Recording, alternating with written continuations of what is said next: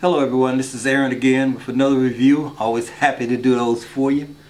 Today I have a gun that is at least an icon to me because when I first started getting into air guns and watching air guns, of course I watched Ted Holdover almost exclusively. And later on, as I got into these air guns, I started to watch another channel called the Air Gun Hunter Extreme channel. Where this guy shoots at this time was shooting almost exclusively Hatsan guns. In this case, we are talking about the Hatsan AT44-10, chambered in 22. Now, let me go and talk a little bit to say a little bit more about the Air Gun Hunter Extreme channel. This guy was tuning these guns, and I guess he still does. He tunes and sells, I understand, but he had these guns shooting ground squirrels in the head out to 150 yards. I think it was the longest shot I saw him take with one of these things. So I know they can be tuned to shoot lights out because I watched this channel and I've seen him do it. But let me talk a little bit about this gun. There are actually two versions of this gun as I looked it up. Of course, I got this gun from Ken, and I may well just say this right now. Ken, every gun he has a human regulator in it. And he's trying to get me to put human regulators in both my FXs. And that's something I might be looking into in the future, and that I am having some problem with keeping the speed up on those a little bit. And that could actually be the regulator. And let me just say this too at the outset. Those of you who have responded to my inquiry into why my Wildcat was shooting so slow, 700 feet per second rather than 9, I want to thank you guys. It came down to two areas, and I really do believe it's going to either be the regulator, or it's going to be something to do with the hammer spring, or even the hammer spring tension screw may have come loose and backed off. Some people have suggested that. But I think I'm going to be able to fix the gun without sending it in because of your help there. So I just want to thank all of you guys who responded to my ask for help for fixing that particular problem with that gun. Okay, let's get back to this Hatsan AT44-10. The gun comes in in 3 calibers. It comes in 177, 22, and 25 caliber. Now this gun is long. Probably don't even have all of it on the screen because it is so long. This gun is 39.5 inches long. You might well say 40. And if you take a look at the regulator that's on it, it probably takes it out another 6 inches minimal in order to accomplish the goal to quiet this gun down. The gun weighs a little bit over 7 pounds, so it's not a light gun. The cylinder is 180 cc, so it's not really large by many standards. The thing I really like about this gun, though, is the side cocking lever. It makes it so much easier than the bolt actions. Whenever I get a little short bolt, it's just a little bit more painful for me to cock the gun and chamber around in it. But with this gun, with the side lever, it gives you that mechanical advantage that makes it a lot easier to actually do. Now this gun comes, unlike most guns now, this gun actually comes with iron sights. I don't know anyone that's shooting iron sights anymore, but I'm quite sure if that's something that you would like to do, then this would be a gun that when you got it, you really would not have to worry about getting a scope for it. If you wanted to shoot it straight off the iron sights, you could do that and not have any other expense over the gun itself. The fuel port is in the front here, and it rotates. I like that. Those spring-loaded ones tend to be a little cumbersome when you're trying to get it loaded, but this one you just spin it to the appropriate place and spin it back when you're finished with it. This 180 cc cylinder can be filled to 200 bar, or about 300 psi, and that 300 psi is going to yield you about 30 shots per field on a really good curve. Now, as I said, I should have said, this gun does not come regulated. You got to put a regulator in it or shoot it on the curve and find out, depending on the speed of pellet and the type of pellet that you're using, you're going to have to decide what you think your best curve is, and then fill the gun and shoot it to that point to keep it kind of consistent over that shot range. But most people are telling me put a regulator in if it doesn't have a regulator, because you got to get more shots for feel and you can get a better shot strength. So I'm going to have to go with them on that. Now this 22 is shooting at about 900 feet per second, shooting GSP 18.3 grains. So it's shooting at a pretty fast speed for me. One thing I like about this gun is that the air tubes can be taken out, and it comes with a discharge tube tool that you can put on the barrel and twist it and let all the air out if you want to put a regulator in or do any work on that.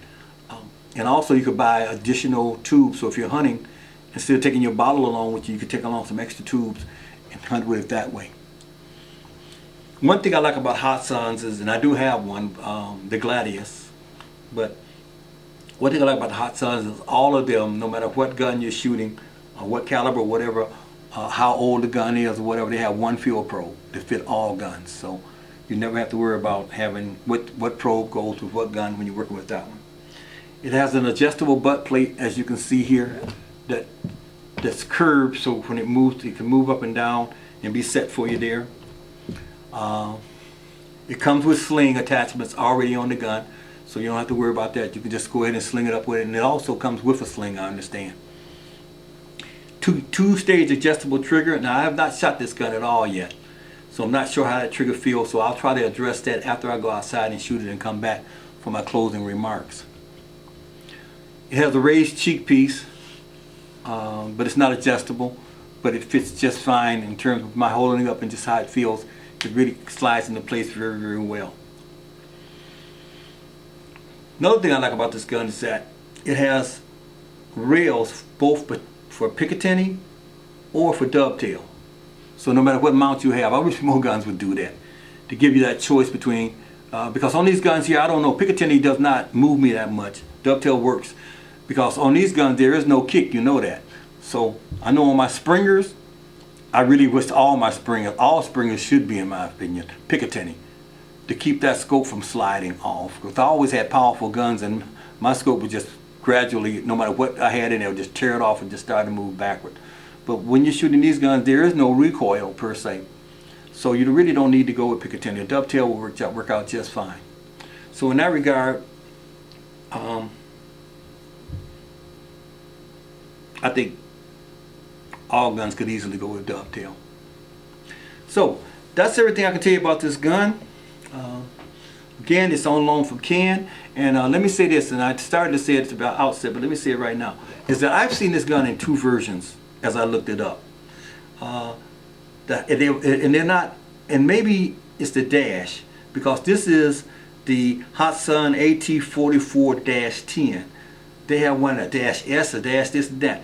The thing you want to look for is this. They got one with the quiet system on it, where the barrel and the shroud is all one. The barrel is actually made into the shroud. Then there's this one here that Ken has, where this can be screwed on. I'm not sure if this is the shroud that came with the gun, or if it's one of Ken's, because Ken changes his guns around all the time. So you might want to look into that to find out how it's shrouded. But I would definitely, if I was getting one of these, I would definitely want to have the screw-on shroud, so as to have some flexibility in terms of what I might want to put on the end of this thing. Whereas the one that has this built in, you're kind of locked into that, and if it's not quiet enough for you, you just got to live with it. So that's everything there is about this gun. I want to thank Ken for loaning it to me, and we're going to go outside. We're going to go outside and we're going to shoot this thing, see how it stacks up at 30 yards, and then come back in and do some closing remarks. So let's take it outside and see what it does and see how quiet it can be.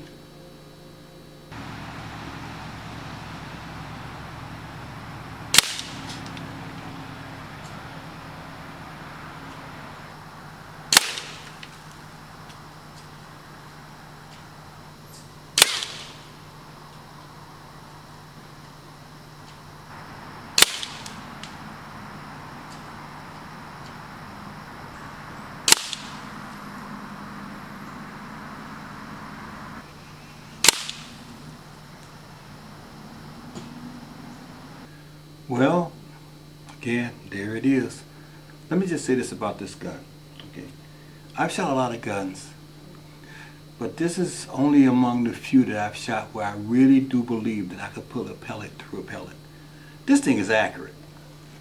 On the first two, I pulled them a little low on the second shot, but they're still touching. Last shot, I really got the feel for the gun, and I put 2 through the same hole. I see why Airgunner Hunter Extreme praised this gun so much. This thing is accurate. At $550, $500 to $499 to $550 is what I've seen it sold for. This thing is accurate, and I don't think Ken has had it tuned. I know he put a human regulator in it, but it hasn't been tuned. It's been basically out the box, it's shot by him as far as I'm concerned. But at 30 yards, this thing is capable of pellet on pellet without any problem. And those, I shot 2 test shots, and then I shot 6 shots at this target. I shot it 8 times, and I was able to get that kind of accuracy out of it. And I'm not a good shooter, as you guys know. You've seen my stuff. But let me just say this. In talking with Ken, this gun does not come shrouded. There's 2 versions of it, as I said. One version is the original. This is the original. The original does not come shrouded. You have to buy an aftermarket shroud, which this is. Then they came out with the Q-quiet. And the Q-quiet has the moderator built right into the barrel. And it says right on the Q-quiet, I believe. That's the updated version of this gun with a different barrel configuration. So if you get this gun, it's going to be loud until you put a shroud on it. So it's not going to be backyard friendly. Once you put a shroud on it, it's going to be backyard friendly. I'm not sure what shrouds sell for aftermarket. I never bought one. But you got to say $500 for the gun basically, and then a shroud. And if you want to get a human regulator, you're talking about $100 plus. So that could kick it up a bit. But overall, I like this gun. The trigger broke true. Felt really, really good. One thing I'm not a fan of, I'm not a fan of guns that when you cock them, the safety comes on. But in this particular case, because of where it's placed, there's 2 guns I can deal with that with. Even though they do put me off, but it's so quick to kick it off. Right here, if you get ready to shoot this gun, and all of a sudden you feel that the safety is on, you just take your thumb, pop, and it's off. The other one is the one that's in the trigger. You get ready to shoot, you feel it on, you pop your finger forward, pop it back, and you're shooting. No side lever where you got to go over and try to figure out where it's at to get it off. So I really do like that about the gun. I would say for quietness, I would give this gun 8.5. For accuracy, I would give it a 10. For trigger pull, I'd give it an 8. Overall, for $500, this is a great gun. Does it beat out still what is my favorite gun overall? I'm not sure. I still got to look at price and lay it down range and what it takes to hit what I want to hit. And in that particular case, I would still go with the Urban in terms of short range shots out to 50 yards. But seeing what I've seen this gun do on Airgun Hunter Extreme, I've seen him shoot this gun out too. I think he had a 25 caliber though. But I saw him shoot things out in the head at 150. So I know this thing here is accurate long range. And I've also seen it on his channel in bullpup. So if you put this thing in my hands in a bullpup with this accuracy for $500, because it's a bullpup and because I love bullpups, this would beat out the Urban. But in this configuration here, long gun, not in love with long guns. So for me, but it's not about me, it's about what you're looking for and what you want. I would say to you this: if you're investigating guns right now and you've seen them, all of them out there for $500 or under, I would definitely take a look at this gun before I threw it out. This thing's accurate. Well, until next time, let's keep it safe, and I hope to be coming to you with another review soon. Have a good one, guys.